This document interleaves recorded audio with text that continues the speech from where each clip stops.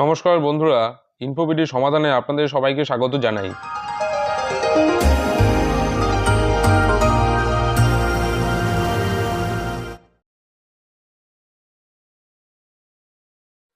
নমস্কার বন্ধুরা, সরকারি কর্মীদের পদোন্নতির কোনো বিধান নেই সংবিধানে, মত সুপ্রিম কোর্টের।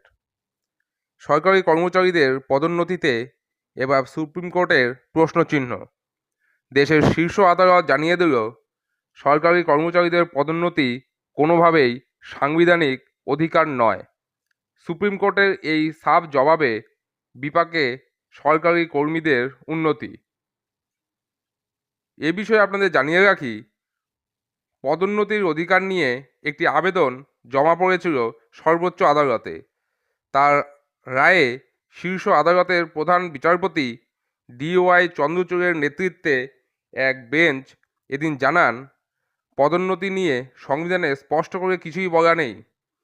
সিনিয়রিটি কাম মেরিট এবং মেরিট কাম সিনিয়রিটির ধারণা নিয়েও সুপ্রিম কোর্ট বলেছে।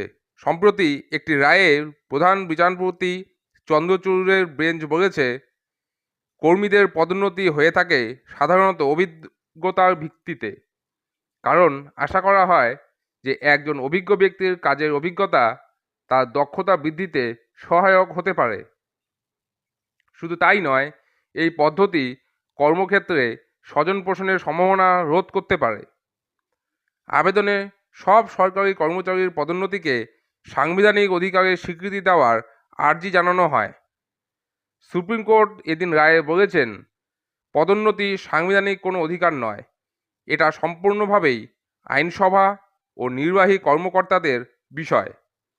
কারণ সংবিধানের কোনো অংশে পদোন্নতির বাধ্যবাধকতা নিয়ে কিছুই লেখা নেই। সরকারি কর্মচারীদের পদোন্নতির অধিকারের বিষয় আইনসভা, কেন্দ্রের ক্ষেত্রে সংসদ এবং রাজ্য সরকারের ক্ষেত্রে বিধানসভার এখতিয়ারে পড়তে পারে। সংসদ ও বিধানসভাই এ সংক্রান্ত আইন পাশের অধিকারী, আদালত হস্তক্ষেপ করতে পারে না। আর সুপ্রিম কোর্ট নির্দিষ্ট করে জানিয়েছে, সংবিধানে কোনো বিধি লিপিবদ্ধ নেই সরকারি কর্মচারীদের পদোন্নতি নিয়ে। প্রধান বিচারপতি চন্দ্রচূড় জানিয়েছেন, ভারতে সরকারি কর্মচারীদের পদোন্নতির অধিকার নিয়ে কোনো সাংবিধানিক অধিকারের স্বীকৃতি দেওয়া নেই। কার পদোন্নতি হবে বা হবে না এ নিয়ে পর্যালোচনাও করবে না তাই সুপ্রিম কোর্ট।